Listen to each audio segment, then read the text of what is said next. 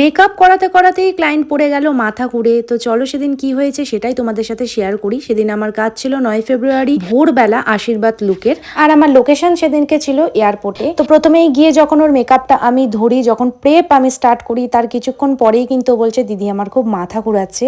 Actually ও যেহেতু সকাল থেকে একদমই কিছু না খাওয়া ছিল, সেই কারণে কিন্তু ওর ব্ল্যাকআউট প্রায় হয়ে যাচ্ছিল। সেই মুহূর্তেই কিন্তু আমি ওকে একদম বসিয়ে দিই, কারণ যখন আমাদের মাথা ঘুরায় তখন কিন্তু সাথে সাথে বসে পড়া উচিত, কারণ যখন দাঁড়িয়ে থাকি তখনই কিন্তু আমাদের মাথা ঘুরিয়ে একেবারে ফেলে দেয়। যাই হোক, সেদিনকে ওর রিকোয়ারমেন্ট ছিল দিদি আমাকে রেড লিপস্টিক পরাবে এবং আমাকে একটু মোটা করে আইলাইনার পরিয়ে দেবে। তো দেখো সেই হিসাবে ওকে আমি রেড লিপস্টিক দিয়েছি এবং একটু মোটা করে, বেশি মোটা করতে আমি চাইনি, কারণ ওকে এমনি সুন্দর দেখতে, আর যারা এমনি সুন্দর দেখতে হয় তাদেরকে না বেশি সাজ আমার মতে একদমই ভালো লাগে না। সেই কারণেই কিন্তু আমি আইলাইনার বাদে কিন্তু চোখের ওপরে শ্যাডো তেমন কিছুই দেইনি। কিছুদিন পরেই ওর বিয়ে, ও কিন্তু বিয়েটা করছে কেদারনাথে গিয়ে। তো এসে রিসেপশনটা আবার ওইখানে করবে, সেদিনও আমার কাছেও সাজবে। ওর লুকটা কেমন লাগলো জানি। ভালো থেকো সবাই।